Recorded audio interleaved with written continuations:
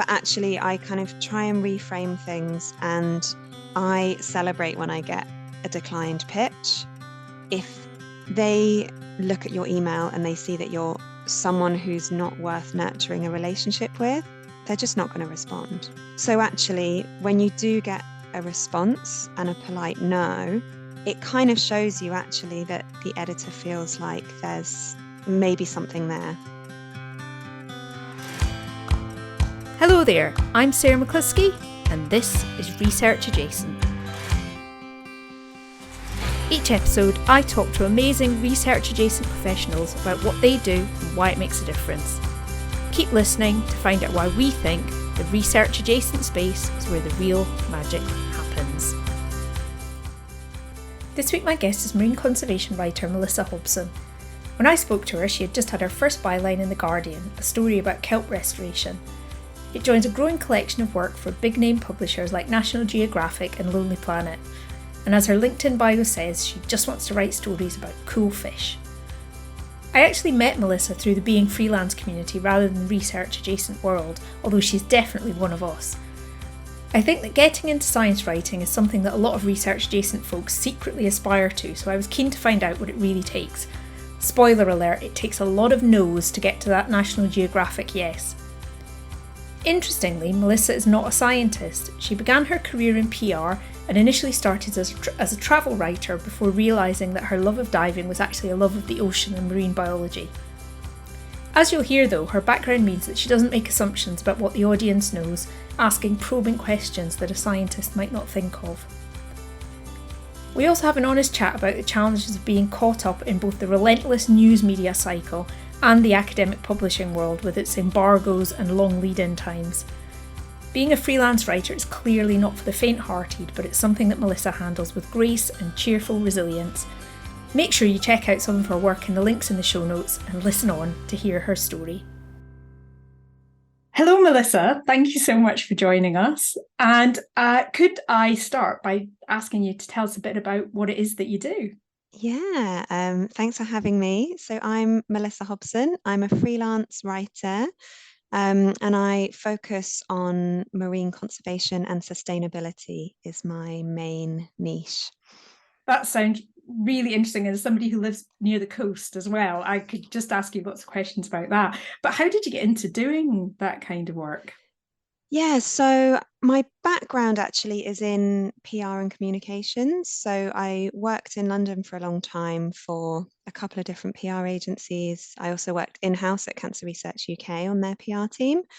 Um, and after quite a few years in PR, where I was, I guess, learning the process of how do these stories come about, particularly when you're working with freelancers, maybe who are pitching journalists. And I love writing. I've always loved writing. That's kind of always been one of my strengths, even within the PR sector. And I started to realize, actually, maybe I could do that as well. I was working for a travel PR agency at the time, and I spoke to my boss and kind of said, would you mind if I started doing a bit of a side hustle in travel writing, essentially? He was super keen for it because he was like, it's a great way for you to meet editors. And obviously, as long as you're keeping the two things separate, so there's no conflict of interest, then go for it. No. So I started writing for Diver magazine, which was my first kind of foray into writing. I'm a scuba diver, have been for longer than I've been a PR professional. So started doing kind of dive reviews of different trips that I was doing. And then over the years, that's my diving and my writing work have kind of got closer and closer. And now I properly specialise, particularly in marine science and marine conservation, rather than the kind of eco travel stuff, which was where I first ventured into the writing field, really. So how did you, I mean, saying that it just came from your interest as a diver, but how you found it then coming into writing about the science more of the marine world? Yeah, it's kind of crept up on me a little bit. I think so after I'd been in London for about 10 years, I decided I wanted to do something completely different. I thought I didn't want to do comms anymore, which Mhm. is funny because I ended up going straight back into conservation comms.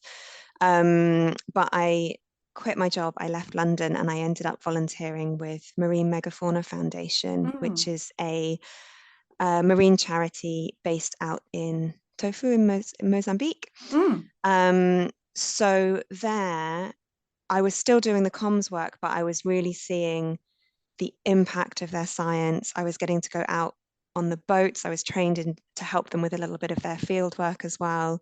Um, and it was just fascinating. It's so cool, the stuff that they're doing. And I'll try not to go off on a tangent about NASA algorithms and whale sharks because, I'll never stop. But just, I think, as someone who didn't love science at school, I'm going to be Mm. honest, when I've actually seen it in the conservation sector, in the real world, how it all works and the impact it has, it's just so interesting. So yeah, that's kind of drawn me in. And Yeah.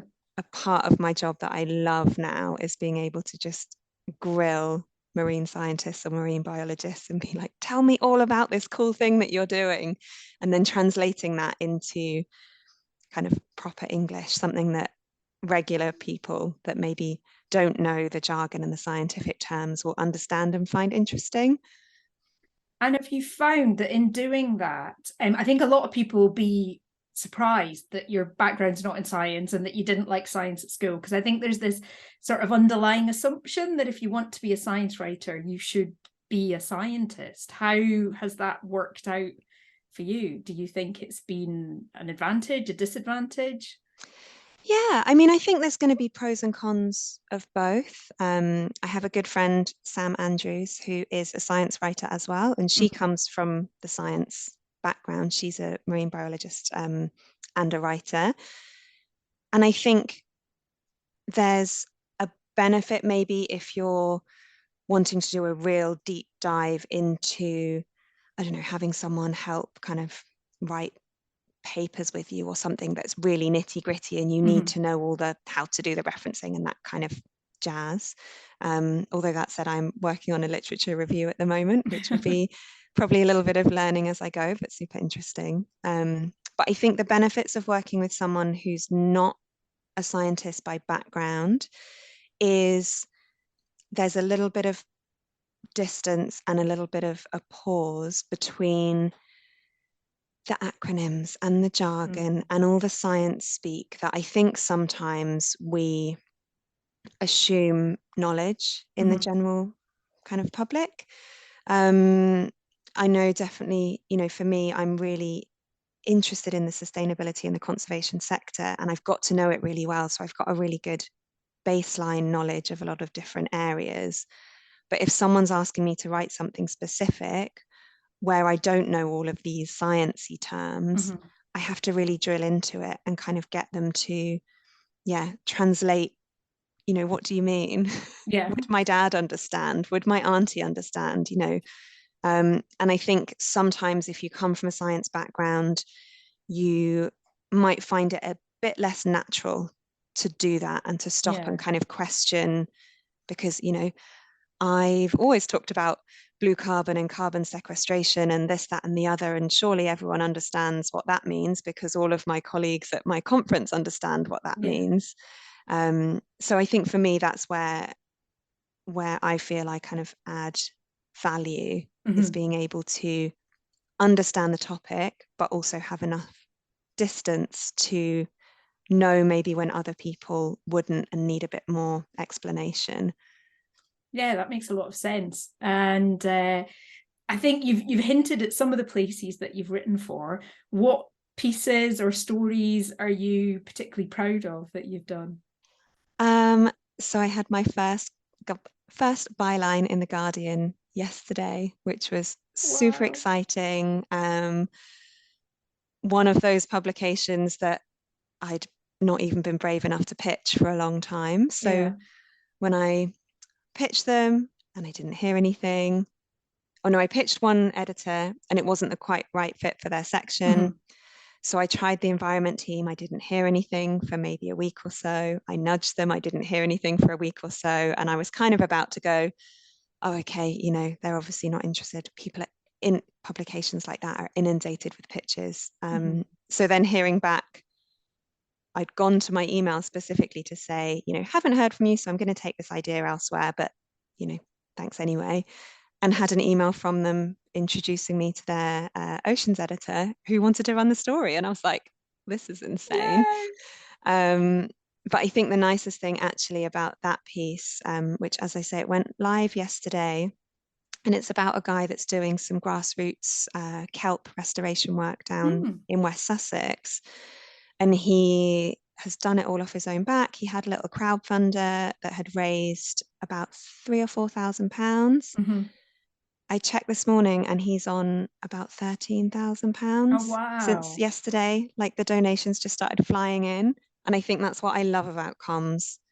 The science and the conservation work is so important, but it's absolutely vital to communicate it with members of the public, Yeah. with decision makers, so that you can actually have a bigger impact and get support as well. So yeah, that was a Yeah. super exciting one. And I do bits and pieces of National Geographic as well online, which I Mm-hmm. pinch myself every time I write to them because they're Yeah. write for them, sorry, because they're just such a fantastic publication and it's always really interesting stories and the editors are brilliant. So yeah, that's another one that I really love. And I think people might be interested to know, how do you even get started with, approaching the Guardian or National Geographic or these big name publications? Yeah, absolutely. So I I mean I'd been published probably for about 6 years in Mm-hmm. various places. Always kind of, little side hustle things here and there before I was first published in Nat Geo a couple of years ago. Um, that's not to say that you can't go straight for the big guns. If you've got a Mm-hmm. great story and you know it's going to work for them, then why not? Yeah. Um, but editors do often like to see some examples of your work so that, Mm-hmm. they know you're a good writer. So that doesn't necessarily need to be for an external publication. You might have a blog that showcases what you can do, and that's great as well. Yeah. I spent the time kind of initially pitching to smaller publications. I did a fair bit of unpaid writing, which I know people have differing views on. I did do that a little bit to build up my portfolio. So whichever route you go, whether you go straight in and pitch the Guardian or whether you build it up over time and, get in with some other publications first, I think the really important thing that people constantly overlook Mm-hmm. is to get to know the publication and the sections really well. Mm. Um, so it's really easy to kind of have a good idea and say, oh yeah, I'm really excited about this and I'm going to pitch it to X magazine that I've never read, but I've seen the title of and it looks like it might be relevant. Mm. And I mean, PR people do this as well a lot of the time. And I kind of always talk about really tailoring and targeting your approaches. So, do you know that that magazine or that title, do they cover marine conservation? They Mm-hmm. might be, more interested in terrestrial stuff. Similarly, if you're doing uh, travel writing, do they focus on domestic or long haul or Mm-hmm. whatever? So I always recommend get a good cup of coffee, maybe a little pastry, some cake, sit down and Yeah. read the places that you want to pitch. That's going to help you shape your stories. It's going to help you know what they're looking for. It's going to flag up if they've done the same thing recently, which, Mm-hmm. sometimes it does happen and you miss something. But if you're pitching something and they ran it in their last issue, it just tells the editor that you don't read the title, you don't know it very Yeah. well. And obviously, as well, getting to know the publications, you're going to see the names of the editors who potentially Mm. you could be approaching. And that being able to get to the right person is really important as well. Yeah, and that's good advice, and especially the advice to just sit down and have cake and read. I think that's You know, always nice people advice. always enjoy it when I recommend they have some cake as their Yeah. homework. So in the work, you've made it sound like very smooth sailing to get to where you are at the moment. I'm sure there have been some bumps along the way. What do you find the biggest challenges of the work that you do, or challenges you've had along the way? Yeah, I mean, I absolutely love what I do, but it is tough. Obviously, I've kind of talked about a couple of my career highlights there Mm-hmm. with Nat Geo and with The Guardian, but also, you know, it did take me 6, 8 years to kind of get published Mm-hmm. in those publications. I think one of the things that's really can be really challenging about writing as a freelancer is that, particularly if you're going for the bigger, kind of more competitive titles, these editors are getting 10, 50, hundreds of pictures in a week or in a day. Yeah. Um, you know, if you just think of how many emails they're going to be getting from writers, from PR people, from everything else, even being able to get through and get a response Mm-hmm. is challenging, um, to the point that, I mean, my background as a PR person, I think, has given me a bit of a thick skin in that regards Yeah. because we're used to getting a lot of no's. Mm-hmm. It's just kind of the way of the world. Yeah. Um, but actually, I kind of try and reframe things, and I celebrate when I get a declined pitch, Oh. which sounds really weird, right? It does a bit, yeah. But Elaborate. if you if you think about it, right, and say I've sent a pitch to an editor who got 100 emails that day, and 20 Mm-hmm. of them are pitches from journalists, and they have this every day Mm-hmm. on top of the actual work that they have to do. If they look at your email and they see that you're someone who's not worth nurturing a relationship with, Mm-hmm. they're just not going to respond. Okay. And that does happen a lot of the time. Again, particularly with PR, you'll send ideas, you'll send pictures, you might send a press release, and it's just nothing. You know, you get nothing back. Yeah. So actually, when you do get a response and a polite no, um, it kind of shows you actually that the editor feels like there's maybe something there. It might be Okay. something for a future story. Mm-hmm. It might be sometimes, which is even better, they give a little bit of feedback about why the Yeah. pitch isn't quite right for them. Does that help you learn, improve your pitch and try it for someone else? Mm-hmm. Does it help you improve your pitch when you get, you know, another story to put to them next time? So I think it can be really disheartening to get a no. Mm-hmm. But if you think about it, that actually this editor's taken the time to get back to me and explain why this isn't right, or even just Mm. say, sorry, we're too busy right now, or whatever it might be, um, that's almost the kind of first stepping stone to building a better relationship with them. And again, touching back on my work with Nat Geo, I can't count the number of times that I was rejected before I got my first commission with them. Right. Yeah. You know, I didn't just pitch them and get a yes. I pitched them and it wasn't quite right. And I tried something else and it wasn't quite right. And, you Mm-hmm. know, there was a lot of kind of testing things and changing and trying again. And I think I was really lucky that the editor was giving me different bits of feedback each time until we finally got a point that she was like, yes, this one, let's give this a go. Yeah. Um, but yeah, it's tough getting no's and being ghosted, particularly when you've got a story that you really want to write. Mm-hmm. Um, but yeah, I think you just have to have a thick skin and treat it like water off a duck's back and just try and roll with it, really. I think that's really useful advice, because I think a lot of people would find, well, rejection's never pleasant, is it? But to know that it takes a lot of no's before you get to a yes, and actually knowing that a no, or not right now, or this is not quite right, is actually opening a door to building Hmm. a relationship. I think that's actually a really valuable message. And it's just part of it as well. Every single writer is going to get rejections and decline pitches probably quite a lot of the time. Even Yeah. the most established writers. I sent a couple of ideas to an editor that I worked with yesterday, and both of them weren't quite right. Mm. And that's fine. I'll Yeah. kind of think on it and keep my eyes out for the next thing.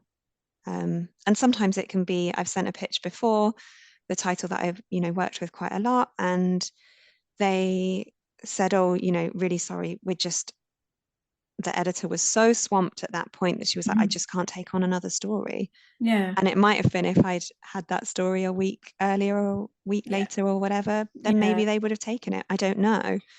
Um, but yeah, it's just kind of, it's part of the game, I guess. So Yeah. yeah, you have to try as much as you can not to take it to heart. Yeah. Yeah. And it must make this sort of uncertainty, and you try things, and then, like you say, you're in with this news cycle and all that kind of stuff. Must make it quite difficult to balance your workload sometimes. It really can, yeah.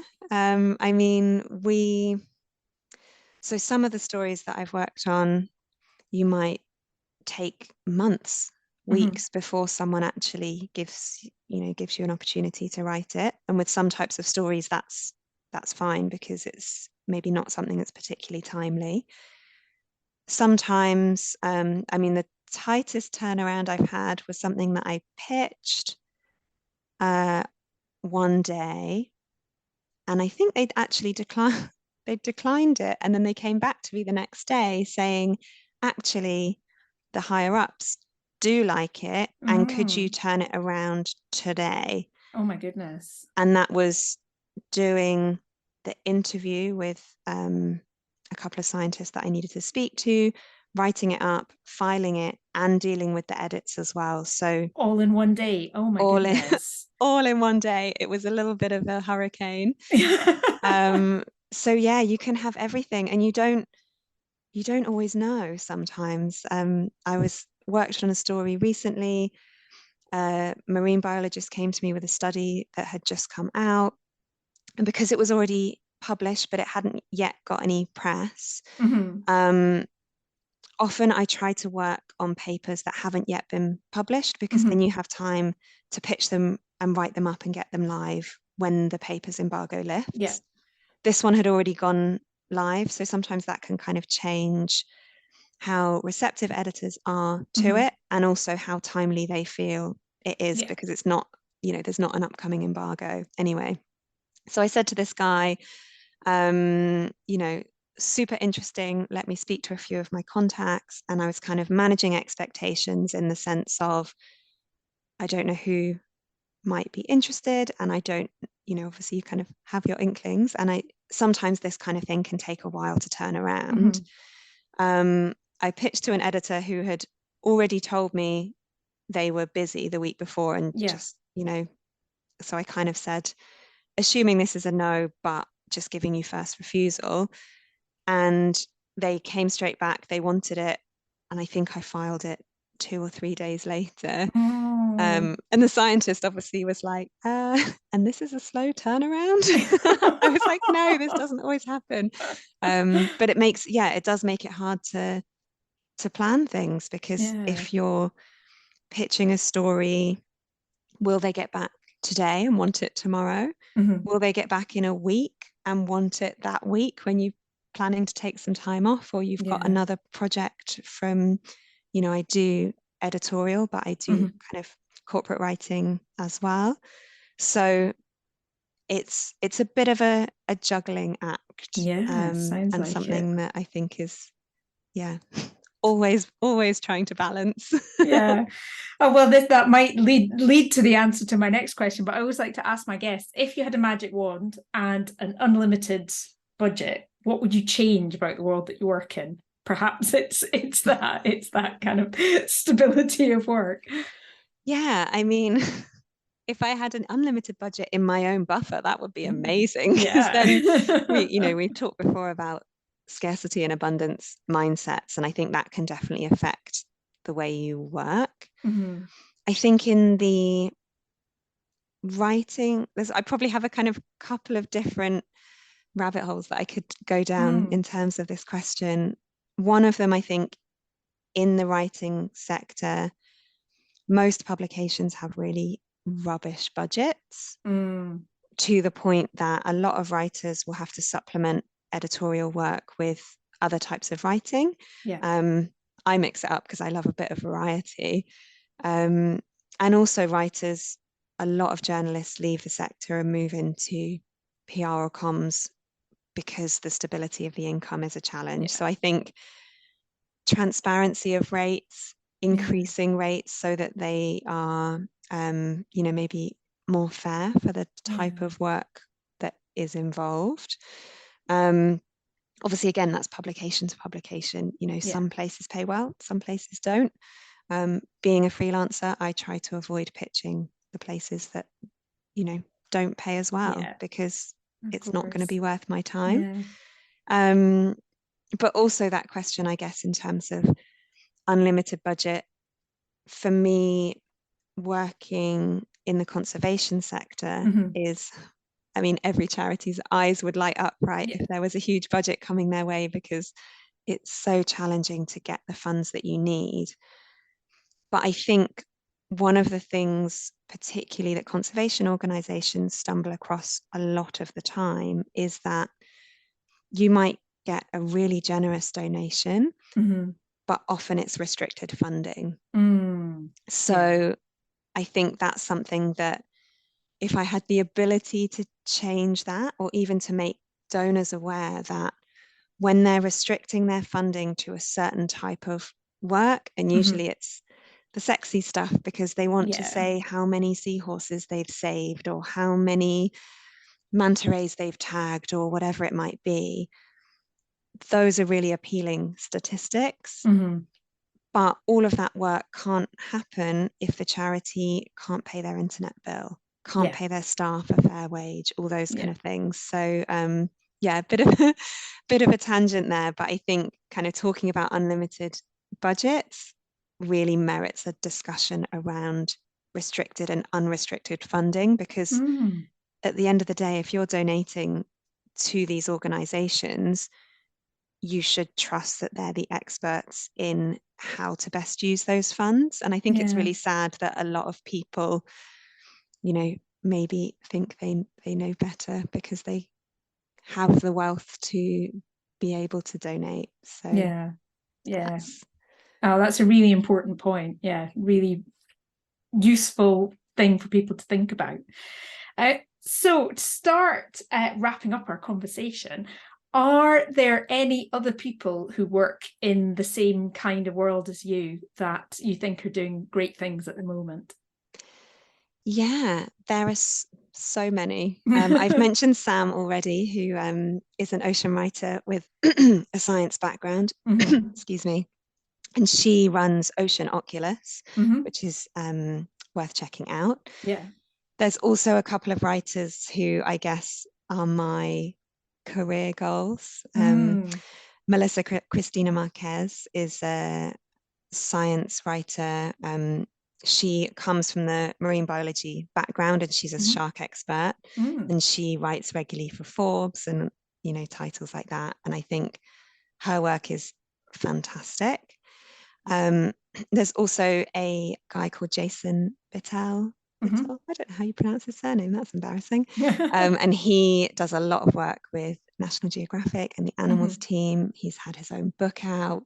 And Mm. I think I look at people like that who are just geeking out about cool stuff that animals do and conservation and the water. And I just think like, oh, that's amazing. And Yeah. to, be able to do that as a even in a kind of tinier way than they do is incredible. But yeah, there's some people that I really admire. Yeah. Great to have those role models. So you've got that sense of what might be possible. Absolutely, because I Yeah. think, when I first moved into the conservation sector, I genuinely thought from the research that I was doing online that a comms person couldn't get into marine conservation Hmm. without retraining to be a biologist Hmm. or paying an extortionate amount of money to kind of get involved in volunteerism. Yeah. And I was lucky that someone, basically, I spoke to a shark scientist for advice, and he was like, "Are you kidding? We have scientists. We desperately need Yeah. communications people." So I think, yeah, having that visibility and being able to see those people doing the things that you would love to do is so important. Yeah. Yeah. Brilliant. So it just remains to say, if people want to find out more about you or check out your Guardian and National Geographic articles, where can they find you? Yeah, so my website is melissahobson.co.uk. You can check me out there. You can also follow me on LinkedIn, and I'm Melissa Hobson, and my bio is something about writing stories about fish, I think. Yeah, I go just and I just check want to out. write I'll just I say, just want go to and write cool stories yeah, about fish, I go and think check is out Melissa's LinkedIn bio, if nothing else, because it's probably the coolest LinkedIn bio you'll ever see. Yeah. Yeah, a little shout out to Steve Folland there, who inspired me on that one. Yeah, brilliant. Well, I'll get links to those and put them in the show notes. People can find in some of your articles as well, so people can easily go and check out what you've been working on. Well, thank you so much for coming along and having Thank a chat you. today. It's been a real joy to learn more about what you do. Thank you so much.